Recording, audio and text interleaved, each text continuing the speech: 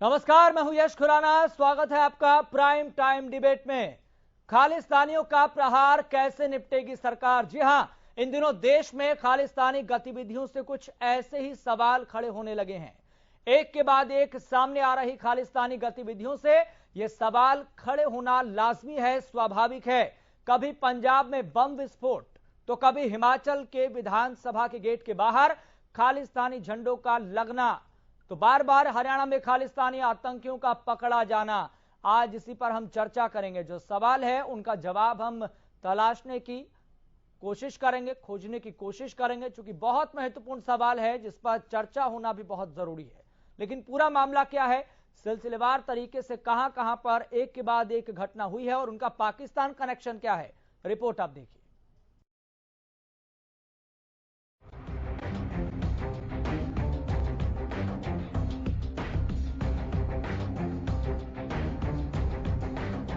क्या देश में फिर से खालिस्तानी गैंग सक्रिय हो गया है? क्या आतंक की जड़ें देश में फिर से मजबूत होने लगी है? क्या देश को नापाक मंसूबों से दहलाने की साजिश चल रही है? ये सवाल इसलिए जहन में आना लाजमी है, स्वाभाविक है, क्योंकि एक के बाद एक ऐसे मामले अलग अलग राज्यों से सामने आ रहे हैं, जिसके बाद इस तरह के सवाल हर किसी के जहन में आ रहे हैं। चाहे मामला मोहाली में हुए ब्लास्ट का हो, चाहे मामला हिमाचल विधानसभा के गेट के बाहर खालिस्तानी झंडे लगने का हो, या फिर हरियाणा के करनाल से 4 आतंकियों को पकड़ने का हो। क्या एक के बाद एक हो रही ऐसी नापाक साजिशों से ये मानकर चला जाए कि फिर से खालिस्तान की जड़ों का फैलाव होना शुरू हो चुका है, या ये जड़ें पहले से ही फैली हुई थी जिसका खात्मा पूरी तरह से ही हो नहीं पा रहा? सवाल बहुत हैं। बीते 11 दिनों में हुई इन घटनाओं को पहले तारीखों से भी समझ लीजिए। 29 अप्रैल 2022 पंजाब के पटियाला में खालिस्तानी आतंकियों के समर्थन में हिंसा।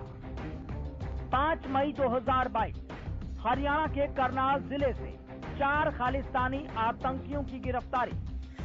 7 मई 2022 हिमाचल प्रदेश विधानसभा के मेन गेट और दीवार पर लगाए गए खालिस्तानी झंडे।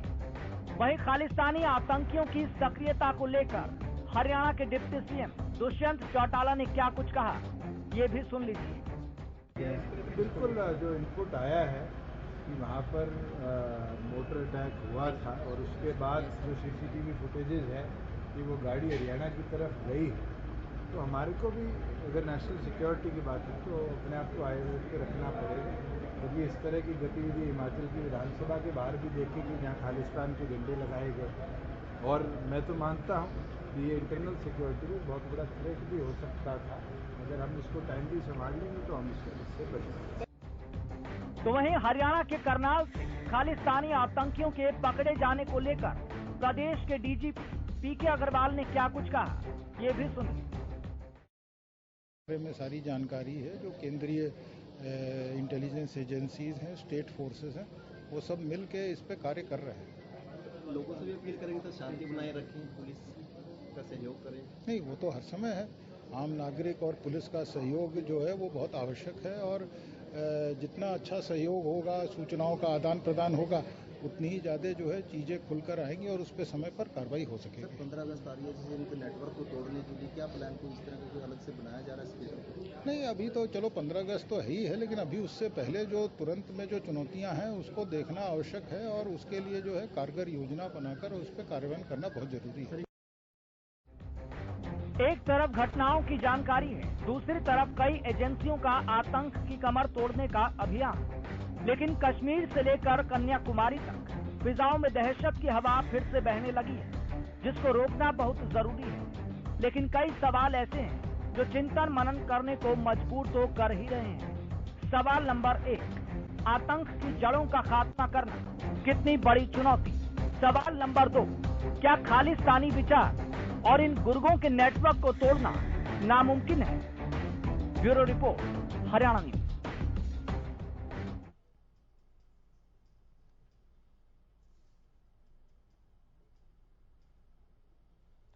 तो इस मसले पर चर्चा करने के लिए हमारे साथ हमारे मेहमान जुड़ गए हैं। तारुफ आपका करवा देते हैं। आपको बता दें, हमारे साथ बीजेपी प्रवक्ता रंजीता मेहता इस खास कार्यक्रम में हमारे साथ जुड़ गए हैं। रंजीता जी, आपका बहुत बहुत शुक्रिया इस खास कार्यक्रम में जुड़ने के लिए। हमारे साथ आम आदमी पार्टी के प्रवक्ता ललित अग्रवाल भी जुड़ गए हैं। सर, आपका बहुत बहुत शुक्रिया इस खास कार्यक्रम में जुड़ने के लिए।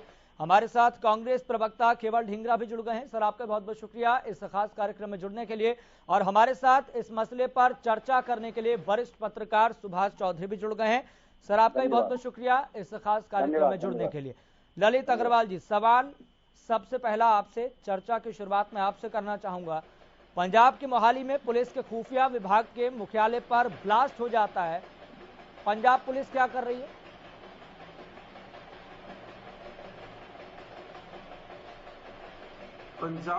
देखिए, पंजाब में मोहाली में अटैक हुआ, हिमाचल में विधानसभा पे खालिस्तानी झंडे लगाए गए या करनाल में आतंकवादी पकड़े गए। कोई भी घटना अगर कोई करता है तो पुलिस उस पे काम करती है, उसकी इंक्वायरी करती है, उसकी जांच करती है और सारी सिक्योरिटी एजेंसी लगी हुई है। हमारे पंजाब के मुख्यमंत्री भगवंत मान जी ने तुरंत हाई लेवल की मीटिंग बुलाई आज और सबको दिशा निर्देश दिए हैं और कुछ अरेस्ट भी हुई हैं। सरकारें, राष्ट्रीय सुरक्षा एजेंसियां सभी अलर्ट है, सभी काम कर रही हैं। वो तो शुक्र है इस ब्लास्ट में किसी की जान नहीं गई, लेकिन इंटेलिजेंस का इतना फेलियर हो गया है। नहीं, वो तो अच्छी बात है। नहीं, इंटेलिजेंस का इतना फेलियर हो गया है कि ब्लास्ट हो जाता है और कानों कान खबर नहीं होती। सवाल तो यहां पर यह है ना।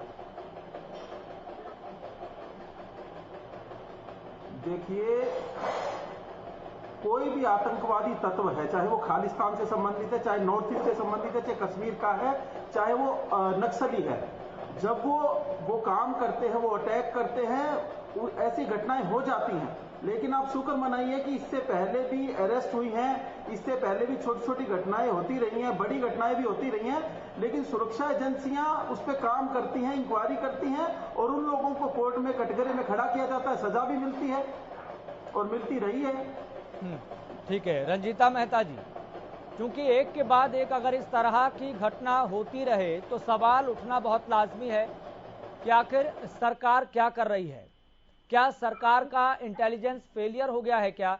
हालांकि करनाल में हमने देखा कि हरियाणा पुलिस ने अपनी मुस्तैदी का परिचय दिया, समय रहते एक बड़ी साजिश होने से बचा लिया गया। मानव जाति के लिए बहुत बड़ी खबर थी, लेकिन सरकारों की कितनी जिम्मेदारी होती है? क्या अकाउंटेबिलिटी सेट नहीं होनी चाहिए? जो सरकारें वादा करती है सत्ता में आने से पहले कि हम जड़ से खात्मा कर देंगे ऐसे विचारधाराओं का, ऐसे विचार का जो देश को तोड़ने का मंसूबा पाले रखते हैं। देखिए, बिल्कुल वाजिब सवाल किया है आपने। आज हमारे देश के नागरिकों की सुरक्षा की बात हो रही है। निश्चित तौर पे आज अगर हम पंजाब की बात करते हैं तो इसके कहने में मैं गुरेज नहीं करूंगी कि आज पंजाब जो है वो सुरक्षित हाथों में नहीं है। कमजोर बागडोर के हाथ जो है वो आज पंजाब लग गया है। निश्चित तौर पर जितनी भी घटनाएं अभी तक हुई हैं, अगर उनके तार जोड़े जाए तो सबका लिंक जो है, जड़ जो है वो पंजाब से है। आप देखिए कि 200-250 किलोमीटर फिरोजपुर से चलकर आतंकी अंबाला बॉर्डर क्रॉस करके करनाल तक पहुंच जाते हैं, पर हमारी पंजाब पुलिस उनको गिरफ्तार नहीं कर पाती। और मैं शाबाशी देना चाहती हूँ हरियाणा पुलिस को, जिन्होंने मुस्तैदी से उनको गिरफ्तारी की। उसके बाद आज जो अपना खुफिया तंत्र है, जहां से पूरा हमारी जो है एजेंसी सीआईडी एजेंसी चलती है, मात्र 80 मीटर की दूरी से उसके ऊपर हमला होता है तो अपने दिए तले अंधेरा है, हम अपने ही घर को सुरक्षित नहीं कर पा रहे तो हम खुफिया एजेंसी किस बात की चला रहे हैं और हम बाहर की इंटेलिजेंस को क्या कहेंगे कि हमारी घर की इंटेलिजेंस ही फेल हो चुकी है। तो आज मैं भगवंत मान जी से कहना चाहती हूँ कि भगवंत मान जी, आपको इस प्रदेश की जनता ने, पंजाब की जनता ने मुख्यमंत्री चुना है। आप केजरीवाल जी के प्रचार मंत्री ना बनकर अब मुख्यमंत्री बनिए। समय आ गया है। जितनी भी घटनाएं हो रही है, लगातार हो रही है, जो 4 आतंकी पकड़े गए हैं उनमें से भी 3 फिरोजपुर के हैं और 1 लुधियाना का है, वो पंजाब के रहने वाले हैं। कौन दे रहा है उनको ट्रेनिंग? कहां से आ रहा है ये रॉकेट? जो रॉकेट इस्तेमाल किया गया है हमले में, ये या तो आतंकी इस्तेमाल करते हैं या आर्मी ऑफिसर इस्तेमाल करते हैं। तो बहुत बड़ा जो है ये सवालिया निशान है। आखिर ये रॉकेट आया कहां से?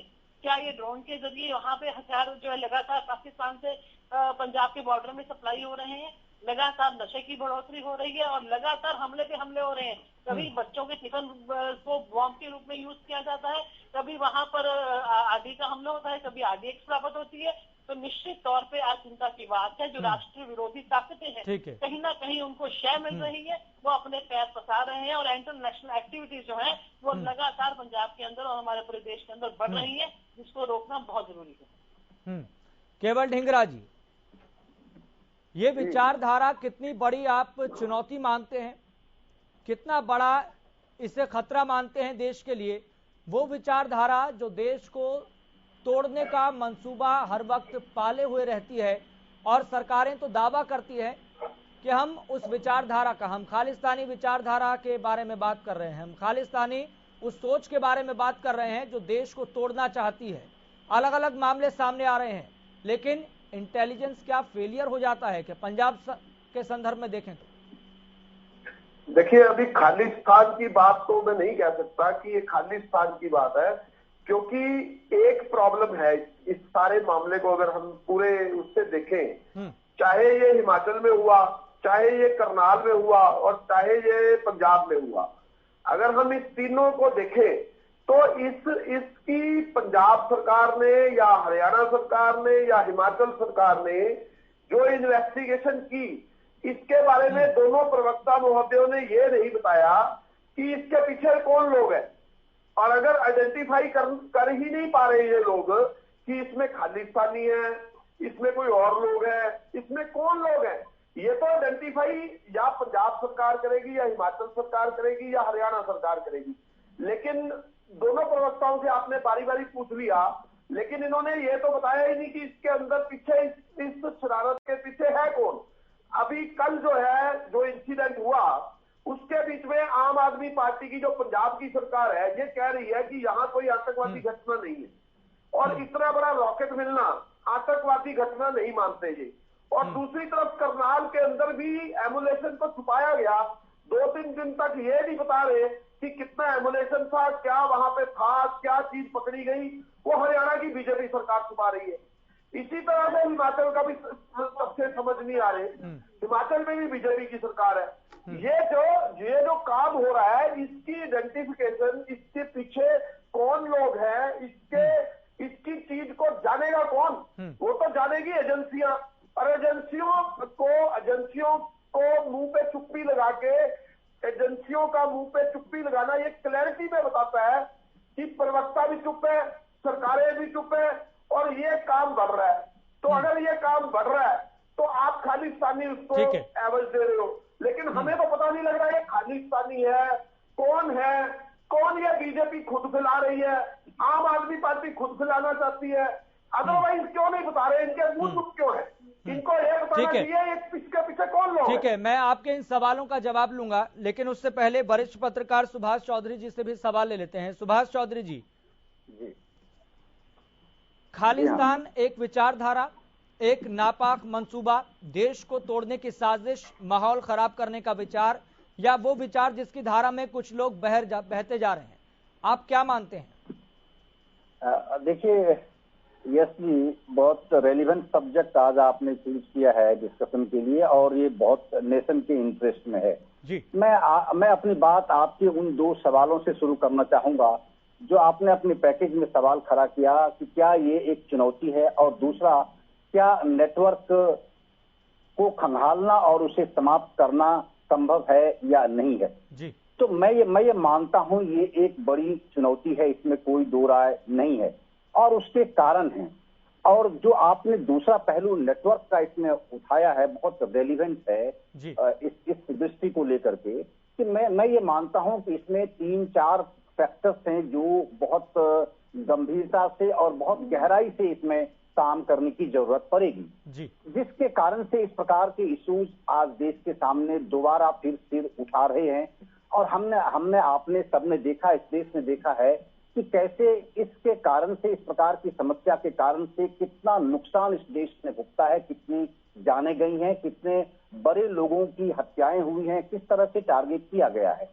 सवाल है इसमें जो फैक्टर्स की जिसकी बात मैं बात कर रहा हूं, पहला था कि राजनीतिक है। क्या ये एक पॉलिटिकल इशू है? तो क्या पॉलिटिकली इसको एड्रेस किया जा रहा है या नहीं किया जा रहा है? मैं बात कर रहा हूं पॉलिटिकल विल की, कि क्या आज जिनके हाथ में पंजाब की कमान है, पंजाब की बागडोर जनता ने जिनको सौंपी है, क्या उनमें पॉलिटिकल विल है इन चीजों को एड्रेस करने का या नहीं करने का? यानी खुलकर वो सामने आ सकते हैं, क्या वो स्टैंड ले पाएंगे या नहीं ले पाएंगे, एक बड़ा सवाल है। दूसरा फैक्टर जो मैं मानता हूं वो है कानून व्यवस्था का, प्रशासनिक पुलिसिंग की व्यवस्था होती है, इंटरनल जो मैकेनिज्म इसका काम कर रहा है, जो जिस नेटवर्क की बात आपने की है, क्योंकि एक नेटवर्क है जो आप with in the periphery of your state या कंट्री काम कर रहा होता है, और उस नेटवर्क की फीडिंग जो है आउटसाइड इंडिया, चाहे आप पाकिस्तान को इसके लिए जिम्मेदार ठहराएं या फिर दूसरे अन्य जो कंट्री हैं, जैसे मैं अगर नाम लूं आपके सामने, जैसे ब्रिटेन है, जैसे कनाडा है या यूएसए है जी, इन तीनों जगह इन संस्थाओं के रहनुमा वहां रहते हैं, वहां से फाइनेंशियल फीडिंग होती है, वैचारिक फीडिंग होती है। तो इसको लेकर के भी क्या एड्रेस करने की आवश्यकता है। और तीसरी चीज है जो कूटनीतिक है, कि जैसे मैंने अभी आपको 3-4 कंट्रीज के नाम लिए, उसको नेशनली या हमारी जो सेंट्रल गवर्नमेंट है वो कूटनीतिक दृष्टि से कितना कारगर तरीके से या कैसे उसको संजीदगी से उन चीजों को एड्रेस करने की दिशा में कदम आगे बढ़ा रही है, कितना सीरियस है। और चौथा फैक्टर है मेरे हिसाब से रणनीतिक जो बॉर्डर सिक्योरिटी है, क्योंकि वहीं से आप देख रहे हैं जो अभी ड्रोन की घटना हुई थी, या जो 4 आतंकवादी जिसका आपने जिक्र किया करनाल में पकड़े गए, या फिर जो इस तरह के असलहे या विस्फोटक सामग्रियां जो उन्हें मुहैया कराई जा रही हैं, वो है बॉर्डर सिक्योरिटी जो रणनीतिक मुद्दा है। तो इन चारों इश्यूज को लेकर के, लेकिन चिंता की बात यह है हम जैसे लोगों के लिए कि जैसा अभी आम आदमी पार्टी के जो प्रवक्ता ललित अग्रवाल है, जितना साधारण तरीके से इस इशू को वो ले रहे हैं, इतने आसान शब्दों में कि पकड़ा गया, उसकी जांच हो रही है, उनके खिलाफ कार्रवाई होगी, उनको सजा होगी। भाई साहब, ये कोई सामान्य अपराध का मुद्दा नहीं है। आप देश को क्या एक बार फिर दोबारा उस प्रकार की आग में झोंकना चाहते हैं? क्या आप पंजाब ही नहीं, अब आप देख रहे हैं कि अभी जबकि ये अगर मान भी लिया जाए कि ये एक आरंभिक स्थिति है, तो पंजाब से लेकर के ये इसके नेटवर्क में हरियाणा भी, आज हिमाचल भी, आपने देखा असेंबली में कैसे असेंबली के दीवार पर किस तरह से खालिस्तानी नारे लगाए गए और झंडे थोपे गए हैं। तो ये चीजें आप केवल पंजाब तक सीमित नहीं है, लेकिन वहां की आग में अगर देश के अन्य स्टेट्स को भी अगर उसमें शामिल किया जाता जाएगा और इस तरीके से सॉफ्ट टारगेट किए जाएंगे, तो ये एक बड़ा इशू है। और यहाँ पर सुभाष जी, यहाँ पर हैरान कर देने वाली जानकारी तो तब सामने आती है जब करनाल में 4 आतंकी पकड़े जाते हैं, और उसी मामले को लेकर इंफॉर्मेशन ये निकलकर सामने आती है कि ये तो पाकिस्तान के जरिए, ड्रोन के जरिए हथियार भेजे जाते थे, बारूद भेजा जाता था, और यह भी खुलासा हुआ कि उसमें मुंबई की ट्रेन में सीरियल ब्लास्ट करने की साजिश वो 4 आतंकी रच रहे थे। मतलब पंजाब के रास्ते वो हरियाणा एंटर हो जाते हैं और पंजाब पुलिस को कानो कान खबर नहीं होती। मतलब पॉलिटिकली जो विल है वो कमजोर है। ललित अग्रवाल जी,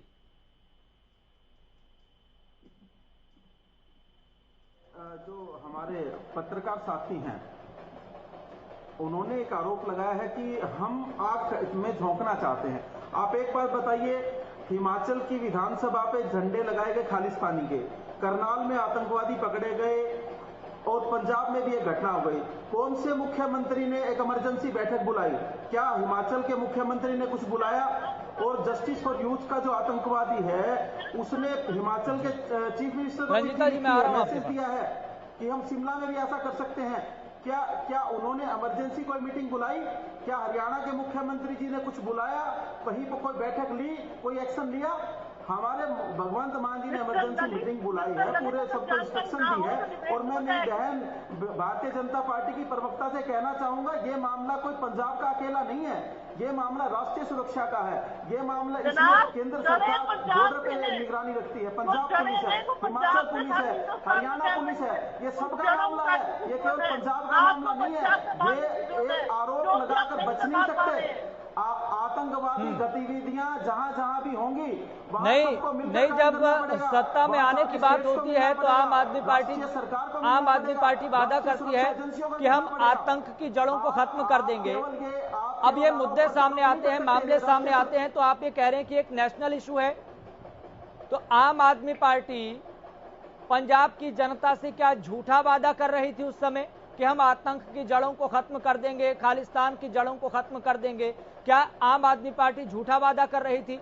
अब वहां पर मामला सामने आ गया, मोहाली में ब्लास्ट हो गया, तो आप कह रहे हैं कि नेशनल इशू है, ये किसी एक प्रदेश का कोई मामला नहीं है। जो 4 आतंकी पकड़े गए हैं वो पंजाब के रहने वाले हैं। ड्रोन के जरिए हथियार सप्लाई किया गया, ड्रोन के जरिए बारूद सप्लाई किया गया और पंजाब पुलिस को कानों कान खबर नहीं हुई। ये आप एक बात बताइए, जब पाकिस्तान से इंडिया में आ गया तो अगर हम ये कहें कि केंद्र सरकार को खबर नहीं हुई, ये क्या बात हुई? आज करनाल, मान लीजिए हरियाणा पुलिस ने उनको पकड़ा तो वो बधाई की पात्र है, अगर पंजाब पुलिस पकड़ती है तो वो बधाई की पात्र है। राष्ट्रीय सुरक्षा का मुद्दा है, इसमें मान लो किसी भी राज्य की पुलिस के अगर हत्या आतंकवादी चढ़ता है तो अच्छी बात है। आज जो गिरफ्तारी हुई है उसमें एक आतंकवादी अंबाला का रहने वाला है, तो हम हरियाणा सरकार पर आरोप लगाना शुरू कर दें कि वो हरियाणा से है। आतंकवादी गतिविधि बाहर से भी संचालित होती है, देश के अंदर से भी होती हैं। कुछ लोग हरियाणा से चलाएंगे, कुछ लोग पंजाब से चलाएंगे, लेकिन हमारे देश की पुलिस को ये देखना है कि उसमें उनको लड़ना है। गिरफ्तारियां की गई हैं हरियाणा के द्वारा। ठीक है रंजीता जी, अपनी बात रखिए।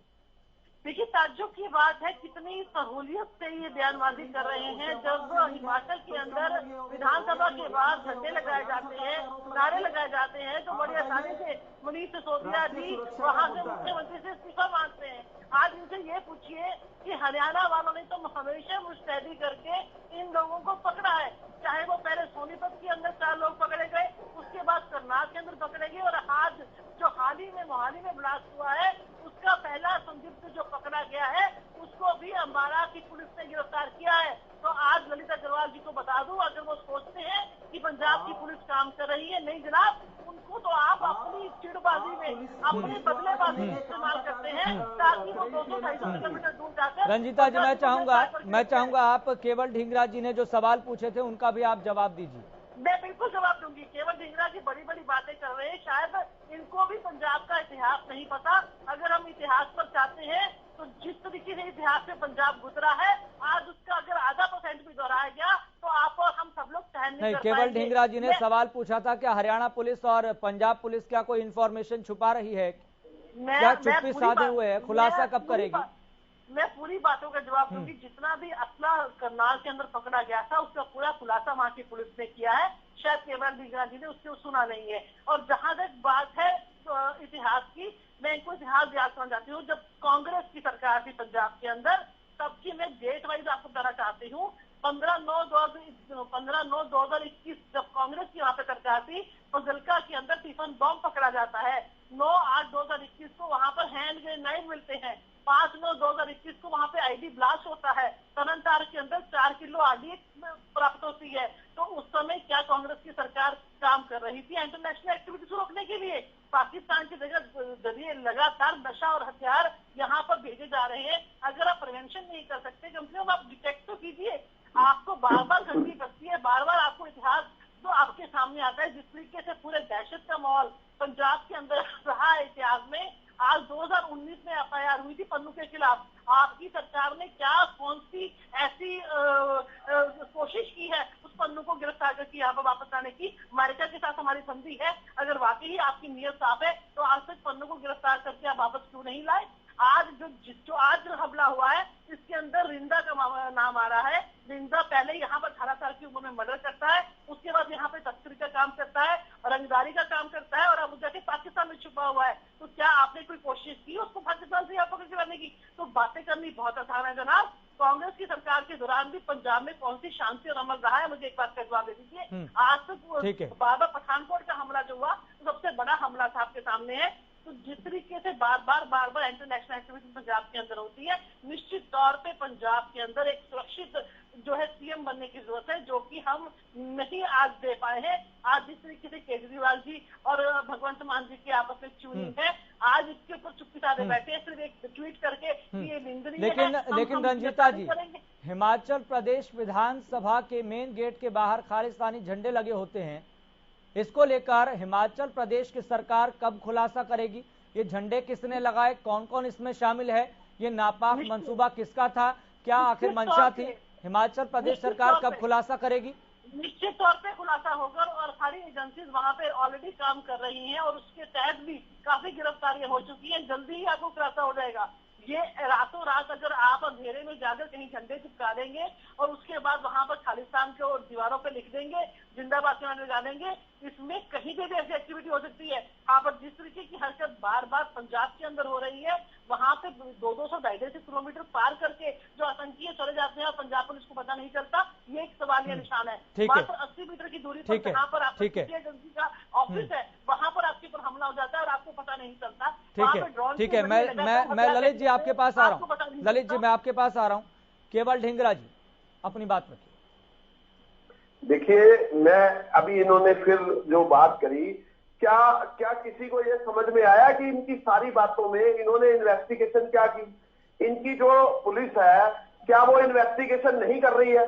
ये बात कर रहे हैं पिछले कांग्रेस की सरकारों की। अरे कांग्रेस की सरकार के टाइम तो इन्वेस्टिगेशन भी होती थी और बंदे पकड़े भी जाते थे और ये भी खुलासा हो जाता था कि कहां से सूत्र जुड़े हुए हैं और कहां तक उनका जो है निस्तनाबूद करने के लिए सिस्टम बनता था। लेकिन जो अभी जो मामले चल रहे हैं ये बढ़ रहे हैं। सुनिए, एक मिनट सुनिए, एक मिनट सुनिए। क्या बीजेपी की सरकार, सर सुनिए मेरा, क्या बीजेपी की क्या कम्युनलिज्म फैलाना चाहती है पंजाब के अंदर और हरियाणा के अंदर और हिमाचल के अंदर? क्या बीजेपी की सरकार, एक सेकंड, क्या बीजेपी, अरे चिल्लाइए मत, रंजीता जी एक एक करके बहुत महत्वपूर्ण और बहुत गंभीर मुद्दा है, बहुत महत्वपूर्ण और गंभीर मुद्दा है, एक एक करके बात रखिए। चिल्लाना नहीं चाहिए, सुननी चाहिए बात यह है कि बीजेपी कम्युनलिज्म फैला रही है या आम आदमी पार्टी के बॉस, एक सेकंड, आम आदमी पार्टी के बॉस श्रीमान केजरीवाल जी, एक सेकंड, एक मिनट इनको चुप तो कराएं। रंजीता जी क्या करते हैं? रंजीता जी मैं आपके पास आऊंगा तब आप जवाब दीजिएगा। देखिए, आम आदमी पार्टी के बॉस जो केजरीवाल जी है वो कनाडा में किन लोगों से चंदा लेने गए थे और पंजाब में किन लोगों के घर में मोगा में ठहरे थे? ये क्या का परिणाम निकल रहा है या ये बीजेपी कम्युनलिज्म फैला रही है? जिस तरह से पूरे देश के अंदर बुलडोजर चल रहा है वो भी कम्युनलिज्म, चाहे दिल्ली में हो रहा हो, चाहे यूपी में हो रहा हो, चाहे मध्य प्रदेश में हो रहा हो, ये दोनों सरकारें कम्युनलिज्म फैला के क्या साबित करना चाहती है? ये दोनों सरकारें शरारत करके क्या साबित करना चाहती है? हमारे देश को तोड़ के क्या करना चाहती है? कभी आप भाजपा को देखिए, भाजपा हर जगह पे जातिवाद फैला रही है। हरियाणा के अंदर जाट वर्सेस नॉन जाट करने की कोशिश करती है, पटेल वर्सेस नॉन पटेल गुजरात में करने की कोशिश करती है, महाराष्ट्र के अंदर मराठा वर्सेस नॉन मराठा करने की कोशिश करती है, पूरे देश में हिंदू वर्सेस नॉन हिंदू करने की कोशिश करती है।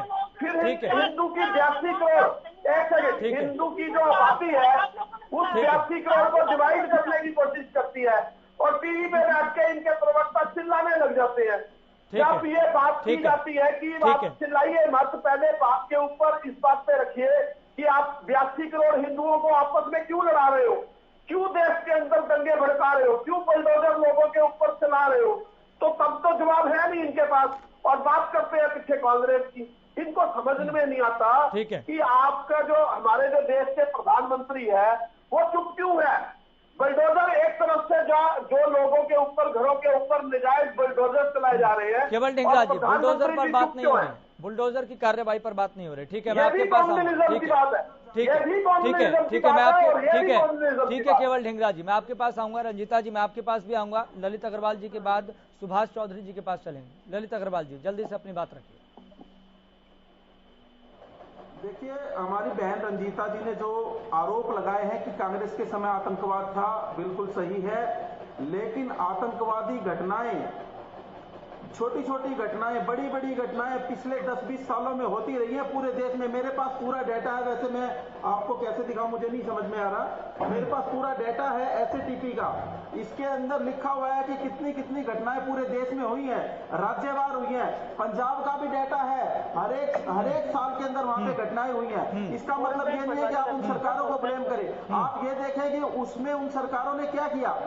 यहाँ पर कितना सीरियसली हमारे मुख्यमंत्री जी ने संज्ञान लिया, मीटिंग करी, लेकिन ये केवल आरोप प्रत्यारोप की राजनीति करते हैं हमारे भाजपा वाले। और दूसरी बात, जो कांग्रेस वाले एक आरोप लगाते हैं कि अरविंद जी केजरीवाल जी कनाडा में कहां गए, किससे चंदा लिया, तो इनकी तो सरकार रही है, भाजपा की रही है, कांग्रेस की रही है, ये इंक्वायरी करा ले, हमारा चंदा गलत है तो, और हमारे किससे क्या संबंध है, इंक्वायरी कराएं, हमारे को जेल में डाल दे।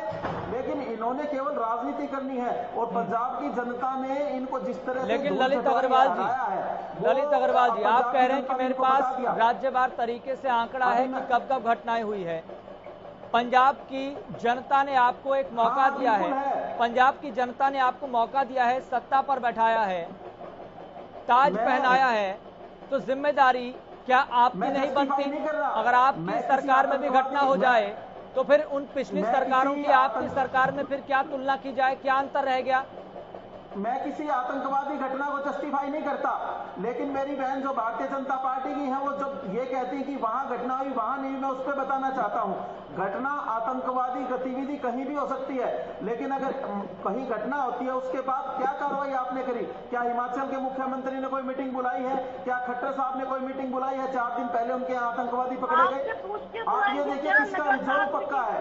भगवंत मान जी ने मीटिंग बुला के कोशिश करी है और पंजाब सरकार, पंजाब पुलिस चुप नहीं बैठी है, पंजाब पुलिस लगातार मीडिया में बयान दे रही है, वहां एनआईए भी पहुंच गई है। लेकिन सर बयान देने से ऐसे नापाक मंसूबों की जो जड़ें हैं वो तो खत्म नहीं हो जाएंगी ना। ठीक है रंजीता मेहता जी, जल्दी से जवाब दीजिए। बयान भी दिया जाता है जानकारी के लिए, लेकिन जो पुलिस ठीक है ललित जी, ठीक है मैं आ रहा हूँ आपके पास। ठीक है कर रही है ललित जी, मैं आ रहा हूँ आपके पास। होता है कि सबको पता लगे कि हो क्या रहा है। काली माता मंदिर में जो हाल ही में पटियाला के अंदर देखने को मिला, सरेआम खालिस्तान जिंदाबाद के वहाँ नारे लग रहे थे, मंदिर में तोड़फोड़ की गई, मंदिर में पत्थर फेंके गए, तो ये जो चीजें घंटे के अंदर पकड़ लिया, जो वो भाजपा के दहशत फैलाने के लिए भाजपा और कांग्रेस के ललित जी एक एक करके, ललित जी एक एक करके, ललित जी एक एक करके, आप बताइए, ललित जी एक एक करके, आप पुलवामा अटैक सोल्व कर पाए क्या? कितने देश में आतंकवाद की घटना हुई है? भारतीय जनता पार्टी की सरकार ने अब तक क्या किया है उसमें? उन्होंने कोई सोल्व किया है क्या? ललित जी एक एक करके तो हम आपका समर्थन करेंगे, तो वो सब चीजें क्या आप इग्नोर कर देंगे? बकायदा इनके चुनाव के अंदर खालिस्तान वालों ने चिट्ठा लिख ली कि इनको समर्थन दिया कि हम आपकी पार्टी का समर्थन तब करेंगे जब आप हमें अपना खालिस्तान देंगे। तो वहां से जो फंडिंग आ रही थी, समर्थन आ रहे थे, तब क्या केजरीवाल जी की आपकी उम्मीद की थी? बिल्कुल आपका बेबुनियाद आरोप है कि हमें खालिस्तान वालों ने समर्थन दिया। आप सबूत पेश कीजिए कि खालिस्तान वालों ने हमें समर्थन दिया। आप बेबुनियाद आरोप लगाइए। ललित अग्रवाल जी बीच में रोका टोकी मत कीजिए, एक एक करके। मैं सभी को बोलने का मौका दे रहा हूँ, एक एक करके। ठीक है हमारे साथ सुभाष चौधरी भी लगातार जुड़े हुए हैं। सुभाष चौधरी जी, क्योंकि एक लंबी फहरिस्त है, लंबी लिस्ट है कि कब किस राज्य में ये आतंकी घटनाएं हुई हैं, लेकिन अगर आतंकी घटनाएं इस तरह के नापाक मंसूबे दर्शा रहे हैं, इस तरह के मामले सामने आने के बाद, तो इसका मतलब तो ये मानकर चला जाना चाहिए कि जो जड़ें हैं उस पर हम वार नहीं कर रहे, उस पर हम प्रहार नहीं कर रहे। बिल्कुल आपकी आशंका बिल्कुल दुरुस्त है। मैं उसी दिशा में ये कहना चाहता हूं कि जो नेटवर्क है इनसाइड और आउटसाइड, उस पर वन टाइम काम करना पड़ेगा, वार करना पड़ेगा, जो आपने बहुत सटीक शब्द उपयोग किया यश जी। मैं ये कहता हूं कि इसमें इंटरनल जो एक तरह से मैकेनिज्म है, आप लोकल इंटेलिजेंस की बात कर लें या फिर आउटसाइड इंटेलिजेंस जैसे हमारे चाहे रॉ हैं या आईबी हैं, जो भी इस चीजों पे काम करते हैं, क्या उसके बीच में तारतम्य है? अगर नहीं है तो इस प्रकार के हालात पैदा हो रहे हैं कि एक तरफ हिमाचल के विधानसभा की दीवार पर जाकर खालिस्तानी अपना नारा और अपने झंडा उस पर ठोक देते हैं, दूसरी तरफ करनाल तक आतंकवादी 4 लोग यहाँ पहुंच जाते हैं, और तीसरी तरफ आपने देखा कि पंजाब में किस तरह की स्थिति बनी है। मैं ये कहता हूं कि क्या लोकल इंटेलिजेंस को ये कब दुरुस्त करेंगे? हमारी चिंता ये है, एक इन्वेस्टिगेटिव जर्नलिस्ट के रूप में मैं ये कहता हूं कि लोकल इंटेलिजेंस की हालत ये है यश जी, मेरा अपना अनुभव, लंबा अनुभव ये कहता है कि उसमें उन लोगों को ये डिप्यूट करते हैं जो किसी लायक नहीं होते, नकारा होते हैं, उनको जाकर सीआईडी में भेज देते हैं, लोकल सीआईडी में। उनके पास वो इंफ्रास्ट्रक्चर सफिशिएंट नहीं है, वो मॉडर्नाइजेशन नहीं है जिस पर कि आज केंद्रीय गृह मंत्री अमित शाह जी का फोकस मैक्सिमम है। लेकिन जो स्टेट जो एस्टेब्लिशमेंट है उस दिशा में काम करने को तैयार नहीं हो रहे हैं, उस पर वो फोकस नहीं करते हैं, जिसके कारण से ये हालात पैदा हो रहे हैं। मैं कहता हूं अगर आपकी लोकल इंटेलिजेंस सही है तो एक चिंता की बात ये है, क्या इसको सामाजिक सपोर्ट मिल रहा है, ये बात है। क्या पंजाब के लोगों में भी ये लोग अब अपना प्रवेश या अपना स्थान बनाने लगे हैं? क्या पंजाब पुलिस में आप अगर ऑपरेशन ब्लू स्टार से पहले की बात करें, इंदिरा गांधी के जमाने में, अभी कांग्रेस की बात वो आम आदमी पार्टी के प्रवक्ता या बीजेपी के प्रवक्ता कर रही थी, ये बात सही है कि उस वक्त पॉलिटिकली इसको ठीक से मिसमैनेज किया गया, ठीक से इसको नहीं एड्रेस किया गया, जिसके कारण से खालिस्तान उस वक्त की जो हालात बने थे और ऑपरेशन ब्लू स्टार का जैसा कदम उठाना पड़ा। और आपने देखा है कि हमारे देश के प्रधानमंत्री इंदिरा गांधी की भी हत्या हुई, जनरल बैदी पे हमला हुआ, सरदार बेअंत सिंह उस वक्त के मुख्यमंत्री थे, उनकी हत्या किस तरीके से नृशंस हत्या की है इन आतंकवादियों ने। तो ये वही गुट है। क्या भगवंत मान जी उस प्रकार के हालात पैदा होने का इंतजार कर रहे हैं? क्यों आपकी सीआईडी क्यों फेल है इस मामले को लेकर के? चाहे वो 4 आतंकवादी वहां से सामान लेकर के और करनाल तक पहुंचे हों, चाहे ये विस्फोट की बात कर रहे हैं आप। हाँ, असल में इनको ये समझना होगा कि इसका सुधार इंटरनली अगर इंडिया में कहीं है तो वो है पंजाब, केंद्र बिंदु है। और आउटसाइड इंडिया जिन 4 कंट्री का नाम मैंने लिया, पाकिस्तान, ब्रिटेन, कनाडा और अमेरिका, तो मैं ये कहता हूं कि क्या इस पर आप फोकस करने को तैयार हैं? मीटिंग की बात केवल शोशेबाजी से बात नहीं बनने वाली है। आप ये कोई पानी, बिजली और सीवर के कनेक्शन नहीं है कि आप फ्री में जनता को बांट देंगे, आपको लुभाकर आप सत्ता में आ जाएंगे। इसको लेकर आपको कारगर कदम उठाना पड़ेगा और आपको ये सोचना पड़ेगा नेशन इंटरेस्ट में कि अगर आपने इसमें गैर जिम्मेदाराना हरकत की, पॉलिटिकली आपने अगर इसको मिसमैनेज किया, तो ये देश बहुत बड़ी समस्या का सामना करने की स्थिति में जा सकता है। इसलिए इनको ये सोचना पड़ेगा। आप ये बताइए, बेअदबी का मुद्दा था, पंजाब विधानसभा से पहले इन्होंने किस तरह की बातें कही थी। आज आप सत्ता में आ चुके हैं, चाहे थोड़े दिन हो गए हैं, ठीक है, मगर बेअदबी को लेकर के अभी तक आपका क्या स्टैंड है, जिसको कि ये खालिस्तानी लोग उसको स्टिमुलेट करते हैं अपने फेवर में, वहां अपना सामाजिक सपोर्ट क्रिएट करने के लिए उस तरह के इशूज को उसको इस तरह से स्टिमुलेट करेंगे, उसे बिगाड़ेंगे, जिससे कि लोगों की भावना इनके पक्ष में जाए। आप बेअदबी को लेकर के कहां गए? आप जैसे अभी बीजेपी की प्रवक्ता ने जो इशू पटियाला के मंदिर का उठाया है, उस इशू को लेकर के आपको फर्म डिसीजन लेना पड़ेगा इस तरह की चीजों को लेकर के, चाहे वो कोई भी हो। आप अगर सॉफ्ट कॉर्नर किसी एक, लेकिन सुभाष जी, क्या आप ये बात मानते हैं इस पॉइंट को लेकर कि पॉलिटिक्स उस गंभीरता को खत्म कर देती है जो गंभीरता होनी चाहिए? क्योंकि ये सामान्य अपराध तो है नहीं, सामान्य अपराध तो है नहीं। हमारे देश में कोरोना के मामले बढ़ जाते हैं तो प्रधानमंत्री मुख्यमंत्रियों के साथ हाई लेवल मीटिंग करते हैं, बातचीत करते हैं, क्योंकि ये सामान्य अपराध है नहीं। क्या ये मानकर चला जाए कि प्रधानमंत्री को इस मामले में खुद हस्तक्षेप करना चाहिए, मुख्यमंत्रियों की बैठक बुलानी चाहिए? हाँ, बिल्कुल। देखिए, आपने ठीक इशू, आपने प्रधानमंत्री की चर्चा की। मैं ये कहना चाहता हूं कि देखिए, क्योंकि पॉलिटिकली और राजनीतिक और कूटनीतिक 2 पहलू मैंने पहले चर्चा की, उसमें प्रधानमंत्री जी की भूमिका या केंद्रीय गृह मंत्री की भूमिका बड़ी अहम होती है। खास करके आउटसाइड इंडिया की दृष्टि से अगर मैं बात करूं तो विदेश मंत्री या फिर प्रधानमंत्री स्वयं इन चीजों को डील करते हैं। अगर आप पिछले 2-3 महीने 4 महीने की गतिविधि अगर आप देखेंगे तो प्रधानमंत्री, मुझे लगता है कि उनके दिमाग में ये इशू जरूर है और यही कारण है कि उन्होंने पिछले 2-3 माह के दौरान में कम से कम 2 बार सिख धर्म के जो प्रतिनिधि हैं, जो उनके गुरु हैं, जैसे आउटसाइड इंडिया से जो एनआरआई सिख प्रतिनिधि आए थे, अपने हाउस में, पीएम हाउस में उन्होंने बुलाकर उनसे मीटिंग की है और सीधा संवाद स्थापित करने की कोशिश की है। मुझे ऐसा लगता है, मैं एक पॉलिटिकल एनालिस्ट के रूप में मैं ये समझ सकता हूं कि प्रधानमंत्री के कदम उसी दिशा में है कि ये जो सोर्सेस हैं, जो इनका स्रोत जहां से है, कनाडा है, यूएसए है या ब्रिटेन है, जहां ये लोग हैं और जहां से ये फंडिंग अपनी लेते हैं, क्रिएट करते हैं और यहाँ इस तरह की चीजों को फैलाते हैं या अपने को विस्तार देते हैं, तो उस दिशा में उस फंडिंग को काटने की दृष्टि से उनको भी सहलाना पड़ेगा। इसीलिए मैंने कहा कि सामाजिक सपोर्ट अगर इनको मिलने लगेगा ऑपरेशन ब्लू स्टार से पहले की तरह से, तो ये बहुत बड़ी चुनौती इस देश के सामने फिर दोबारा आ जाएगी। आप सामान्य अपराध के रूप में इसे आप नहीं ले सकते। आप इस तरीके से आप ऐसे आसानी से किसी चीज को दरकिनार करके केवल आप देखिए, मीटिंग करना एक अलग मुद्दा है। ये नहीं आप कह सकते कि हरियाणा में अगर करनाल में 4 आतंकवादी पकड़े गए तो मुख्यमंत्री ने बैठक नहीं की, या फिर अगर हिमाचल में इस प्रकार की घटना हो गई विधानसभा दीवार पर तो वहां उन्होंने बैठक नहीं की। इसको लेकर के निश्चित रूप से, लेकिन सवाल उठता है पॉलिटिकल विल का, और उसमें आपको केंद्र के साथ तालमेल स्थापित अवश्य करना पड़ेगा, अन्यथा आप इस इशू को बिगाड़ेंगे, जिसकी आशंका हम जैसे लोगों के दिमाग में बड़ी प्रबल होती जा रही है। ठीक है ललित जी, एक पहलू और एक पॉइंट मैं आपके सामने रखना चाहूंगा। ललित जी, मैं आपके पास आ रहा हूं, एक सवाल आप सुन लीजिए। सवाल के साथ साथ एक आप इसे एक पॉइंट कह सकते हैं, खबर कह सकते हैं। प्रतिबंधित अलगाववादी संगठन और खालिस्तान समर्थक समूह सिख फॉर जस्टिस ने एक ऑडियो संदेश जारी कर हिमाचल प्रदेश के मुख्यमंत्री जयराम ठाकुर से यह कहा है कि उन्हें पंजाब के मुख्यमंत्री भगवंत मान से सबक लेना चाहिए और SFJ से लड़ाई शुरू नहीं करनी चाहिए।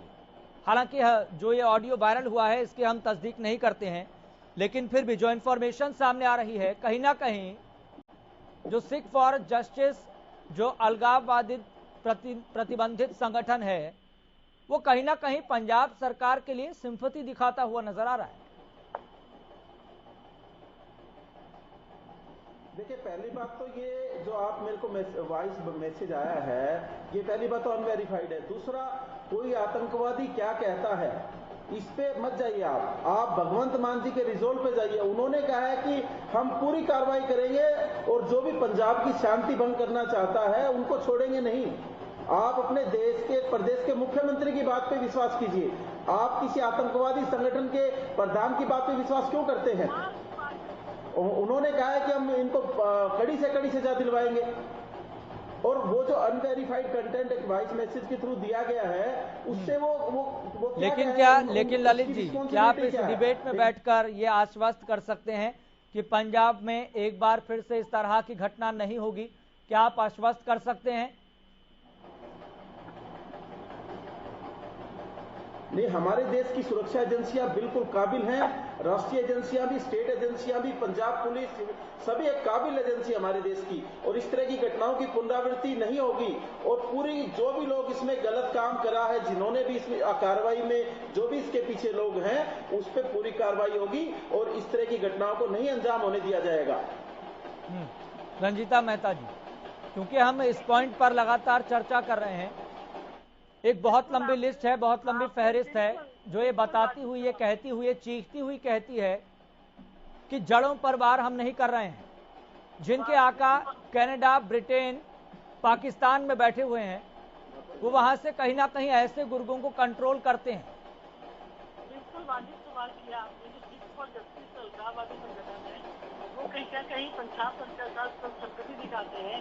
उसी तरफ जब इलेक्शन होते हैं तो बाकायदा खालिस्तानी समर्थक की जो ये इंस्टीट्यूशन है, इनके द्वारा चिट्ठी जारी की जाती है कि हमारा जो समर्थन है वो केजरीवाल सरकार को है, वो आम आदमी पार्टी की सरकार को है, बशर्ते कि वो हमें कल को अपना खालिस्तान बनाने देंगे। आप देखिए कि उस समय जब ये समर्थन मिल रहे थे तब हम मुंह पे टेप लगा के सभी समर्थकों को ले रहे थे, क्योंकि हमें इलेक्शन जीतना था। और अब उसके बाद जब हम इलेक्शन जीत जाते हैं, निश्चित तौर पे वो अपना रिवार्ड मांग रहे हैं। उन्होंने जिन वादों के साथ समर्थन दिया था, आज वो उसके रिजल्ट मांग रहे हैं। तो उसी के चलते हुए आतंकवादी घटनाएं हो रही हैं। आज हमें आतंकवादी घटनाएं जो है वो नेशनल रूप में नजर आती है, क्योंकि हमने जो उसका फायदा लेना था हमने इलेक्शन में ले लिया। तो आपने अगर पेड़ बबूल का बोया है तो आम की उम्मीद आप कहां से करेंगे? आप पिछले 1.5 साल से किसान आंदोलन की आड़ में जिस तरीके से एंटी नेशनल एक्टिविटीज को सपोर्ट कर रहे थे, आज उसी का नतीजा है कि उनके हौसले बुलंद होते जा रहे हैं, एक के बाद एक इंटरनेशनल जो आपने सवाल किया था कि इंटरनेशनल लिंक जो है उसके कब प्रहार ये उस सवाल को क्यों छोड़ रहे हैं? ये उस सवाल का जवाब दीजिए। कनाडा या ब्रिटेन में बैठे हैं उनसे ये कब कार्रवाई करेंगे? बीच में रोका टोकी से कोई तार्किक निष्कर्ष तो नहीं निकलेगा ना? बीच में रोका टोकी से कोई तार्किक निष्कर्ष तो नहीं निकलेगा ना? एक एक करके मैं आपके पास आ रहा हूँ ना, मैं आपके पास आ रहा हूँ, पूरा बोलने का मैं सभी को मौका दे रहा हूँ। एक एक करके बात रखिए। रंजीता जी बोलिए। देखिए, धमाका बेशक छोटा था पर उसकी साजिश जो थी वो बहुत बड़ी थी। आखिर सबसे बड़ा सवालिया निशान ये है कि जो रॉकेट आतंकवादी और आर्मी वाले इस्तेमाल करते हैं, जो रॉकेट अफगानिस्तान वाले जो है वो पुलवामा जो वहाँ की एंटी नेशनल एक्टिविटीज है, अलगाववादी है, उनके ऊपर इस्तेमाल करते हैं, वो रॉकेट हमारे मोहाली में आया कहाँ से?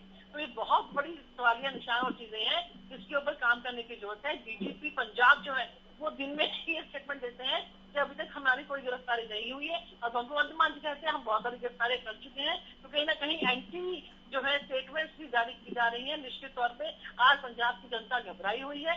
आज भी सवालिया निशान है वहां की पुलिस और प्रोटेक्शन के ऊपर कि अगर आप अपना घर सुरक्षित नहीं कर सकते तो आप हमारी सुरक्षा कहां से करेंगे? जनाब, आपको पंजाब के लोगों की, नागरिकों की सुरक्षा के लिए चुना गया है, तो आपसे उम्मीद ये की जाती है भगवंत मान जी कि आप सभी काम छोड़कर इसके ऊपर ध्यान दें कि आगे से एंटी नेशनल एक्टिविटीज वहां पे ना पनपे और ये लास्ट धमाका हो जो आज पंजाब के अंदर हुआ है, इसके बाद कोई रेपिटेशन ना हो। ललित जी जल्दी से अपनी बात रखें, फिर उसके बाद केवल इन्होंने अभी भी इस सवाल का जवाब नहीं दिया कि जो इंटरनेशनल लेवल पे लोग आतंकवादी गुट बैठे उन पे केंद्र सरकार क्या कार्रवाई करेगी, नंबर 1। नंबर 2, ये पुलवामा का शब्द अपने मुंह से निकाल गई। पुलवामा में आज तक नहीं पता लगा कि ट्रक कहां से आया, विस्फोटक कहां से आया। तीसरी बात, ये फर्जी लेटर की बात करके जो ट्वीट किया गया था पंजाब चुनाव में प्रभाव डालने के लिए, ये उस फर्जी लेटर की बात करती हैं। और चौथी बात, भगवंत मान जी अपना काम कर रहे हैं, तो जनता के भले के लिए भी काम कर रहे हैं और सुरक्षा के लिए भी काम कर रहे हैं। आप ये बताइए कि जो आतंकवादी घटनाएं आसाम में हो रही है, नॉर्थ ईस्ट में हो रही है, वहां के मुख्यमंत्रियों ने क्या किया? आतंकवादी कहीं भी घटना कर सकता है, लेकिन उस पर क्या कार्रवाई और कितनी सीरियसली करी गई, ये बहुत बड़ी बात है कि आतंकवादी घटनाएं ना हो और ये देश सुरक्षित रहे, प्रदेश सुरक्षित रहे, ये सबसे बड़ी बात है। और केवल इस पे बैठकर राजनीति करना वो सबसे घटिया बात है। आज जिस तरह से ये केवल उस घटना के ऊपर राजनीति करते हैं, हजारों घटनाएं हुई हैं, लेकिन उनके आतंकवादी पकड़े भी गए हैं। और ये आप इनसे पूछिए कि जो अंतर्राष्ट्रीय जो आतंकवादी संगठन बाहर बैठे हैं उस पर हमारा विदेश मंत्रालय और हमारा गृह मंत्रालय और वो क्या कर रहा है? इनके भारत सरकार के केंद्रीय मंत्री क्या कर रहे हैं उस मामले के ऊपर? अगर ये कहते हैं कि बाहर से सपोर्ट है तो इन्होंने क्या किया है? ललित जी पूछिए इनसे। ठीक है केवल जी, क्योंकि एक के बाद एक इस तरह की घटनाएं सामने आ रही है, जिस भी प्रवक्ता से सवाल पूछो जो सत्ता में है, जो सत्ताधारी पार्टी बनकर लोगों को वादा करती है कि हम आपकी समस्याओं पर काम करेंगे, आपके लिए काम करेंगे, हम आपके रहनुमा हैं, हम आपकी वकालत करेंगे, इस तरह की बातें की जाती है। लेकिन हम बात यहां पर कर रहे हैं कि आखिरकार कमजोरी कहां पर है? पॉलिटिकल विल में कमजोरी है, इच्छा शक्ति में कमजोरी है, या फिर जड़ों पर वार करने की नियत ही नहीं है? जड़ें वो हैं जो कनाडा में है, जड़ें वो हैं जो पाकिस्तान में है। यहां पर तो नेटवर्क है ना, उन युवाओं के जरिए ये इस नेटवर्क को फैलाने की कोशिश की जाती है, चाहे आप इसे ब्रेन वॉश कह लीजिए या लालच कह लीजिए।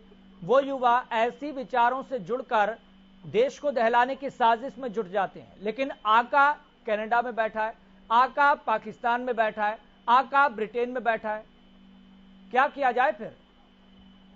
देखिए वही बात है, क्योंकि ये अपने सवालों के जवाब नहीं दे सकते, क्योंकि ये खुद ही इस बात में सम्मिलित लगते हैं। क्योंकि मैं आपको एक चीज बताना चाहता हूं, अगर हिमाचल की विधानसभा के अंदर खालिस्तान के झंडे लगते हैं तो ये तो हिमाचल की सरकार बीजेपी की है, तो ये खुद ही ऐसा काम करते हैं और खुद ही फिर ऐसा जातियों को आपस में धर्मों में बांट के और इस तरह से वोट लेना चाहते हैं।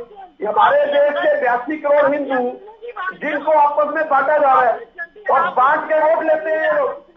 देखिए, अगर आप ये बीच में क्यों चिल्लाते हैं?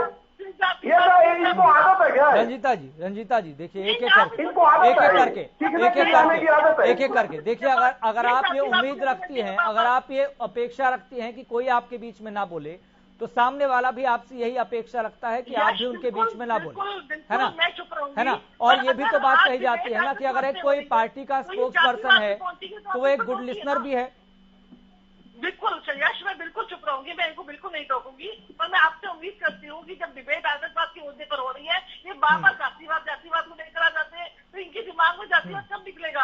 आतंकवाद पे डिबेट हो रही है, आतंकवाद पे डिबेट करें, आंतरिक सुरक्षा पे बात हो रही है, उस पर बात करें। ठीक है, ठीक है, ठीक है। केवल ढींगरा जी मुद्दे पर बात जी। देखिए, भाजपा की सरकार जब से सत्ता में आई है, पूरे देश के अंदर जब हर चीज को बांटा जा रहा है, मैं आपको फिर कहता हूं, हिमाचल के अंदर खालिस्तान के झंडे आने का मतलब ये है कि आप जब इलेक्शन है अक्टूबर के अंदर हिमाचल का, तो उसमें हम किस तरह से बांटे, लोगों को कैसे बांटे और कैसे वोट ले, खाता तो सिर्फ यही है ना इन लोगों का। और 8 साल में एक इलेक्शन के बाद एक इलेक्शन, इसी बात पे लड़ा जा रहा है और ये भाजपा की सरकार इसी बात पे लड़ रही है। और जहां तक बात कर दीजिए केजरीवाल जी की, केजरीवाल जी ने अमाउंट ली वहां से जो कनाडा से, और उसके बाद जिस घर में ठहरे वो मोगा का घर था, मोगा में जाके, और उस घर में जो बात कही थी, जो आपने भी बात उनसे पूछी कि सिख फॉर जस्टिस संगठन शांत क्यों है, वो जो पहले मुखर रूप से अपनी आवाज उठा रहा था, वो शांत क्यों है और ये घटनाएं अंजाम क्यों दे रही है। तो ये मुझे लगता है कि आरएसएस से निकले हुए दोनों संगठन है, बीजेपी भी और केजरीवाल की पार्टी भी। तो ये लोग इस समय पूरे आपस में बंटवा के वोट लेने की खातिर ये शरारत करवा रहे हैं। जहां तक मैं नहीं तो ये बात बताएं कि कौन सी इनकी एजेंसी ने क्या प्रूव किया, दोनों बातों में से कोई चीज है इनके पास, या तो ये आतंकवादी को पकड़ के प्रूव कराएं, या फिर ये जो घटनाएं हो रही हैं ये इनकी खुद की साजिश के तहत जातियों को, धर्मों को लड़ाकर वोट लेने की साजिश है। ठीक है, ठीक है। सुभाष चौधरी जी के पास चलेंगे। सुभाष चौधरी जी, क्योंकि केंद्र सरकार नियमों में बदलाव करने वाली, एक अच्छे बिल के साथ छवि बनाने वाली, अच्छी इच्छा शक्ति वाली सरकार कही जाती है, लेकिन एनआईए का विस्तार किया जाता है कि वो देश समेत अलग अलग देशों में भी जांच कर सकती है। जैसा कि हम लगातार इस पॉइंट पर चर्चा कर रहे हैं कि आका तो कनाडा में बैठा है, आका तो पाकिस्तान में बैठा है, आका तो ब्रिटेन में बैठा है, जो समय समय पर ट्विटर के जरिए ट्वीट भी करता है और फेसबुक पर उसकी वीडियो भी वायरल होती है। लेकिन क्या केंद्र सरकार की एजेंसियां वहां तक पहुंचने में नाकाम साबित हो रही है, इसलिए यहां पर जड़ें फैल रही हैं? देखिए, एक्चुअली क्या है कि इस इशू को, जो आपने बिल्कुल ठीक कहा, जो आउटसाइड इंडिया है उसको लेकर के अगर आप नरेंद्र मोदी सरकार से पहले के कार्यकाल को अगर आप देखेंगे तो कई ऐसे कंट्रीज, जिन कंट्रीज का नाम हम लोग ले रहे हैं डिस्कशन में, इनके साथ जो एक्स्ट्राडिशन ट्रीटी है अगर आप देखेंगे तो उस प्रकार की ट्रीटीज नहीं थी, जिसको आकर के करेक्ट करने की कोशिश नरेंद्र मोदी जी के कार्यकाल में, पिछले कार्यकाल में हुआ और इस कार्यकाल में भी हो रहा है। अभी प्रधानमंत्री ने, आपने देखा, यूरोपियन कंट्रीज का इन्होंने दौरा किया, उसमें से ये 1-2 कंट्री भी इसमें शामिल हैं। तो मैं ये कहना चाहता हूं कि जो कूटनीतिक प्रयास है उसमें वही मेरा संकेत यही कहना था कि जो एक्स्ट्राडिशन ट्रीटी है, जो लोग वहां बैठे, जिस संस्था का नाम आप ले रहे थे, इस संस्था की गतिविधि, अगर आप किसान आंदोलन की बात याद करें दिल्ली में, तो किसान आंदोलन के दौरान और उस आंदोलन को पटरी से उतारने के लिए या उसे विध्वंसक, डिस्ट्रक्टिव बनाने की दिशा में इस संस्थाओं ने जिस प्रकार की भूमिका उस वक्त अदा की थी, जो अभी आपने कहा कि ट्विटर के माध्यम से वीडियो जारी करके डिफरेंट तरीके से जो उन्होंने कोशिश की थी, क्या उस इश्यू को उस वक्त आपने सेपरेट करके उन चीजों पर फोकस किया? नहीं किया। क्योंकि उसको लेकर के जो आपकी सोच है, आपकी रणनीति है या आपकी नीति है, वो स्पष्ट नहीं है।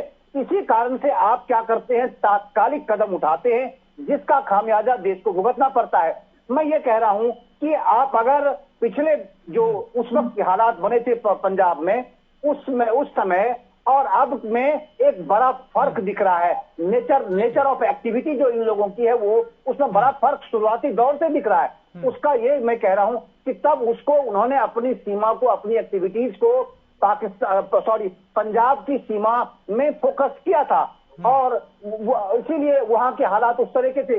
लेकिन इस बार इन्होंने पहले से ही अलग प्रकार के संकेत देना शुरू कर दिया। ठीक है, ठीक है।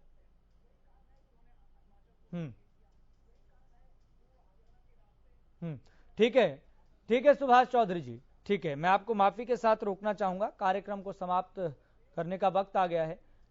ठीक है, बहुत महत्वपूर्ण पॉइंट है। तो सभी मेहमानों का बहुत बहुत शुक्रिया इस खास कार्यक्रम में जुड़ने के लिए। अपना अपना पक्ष रखने के लिए।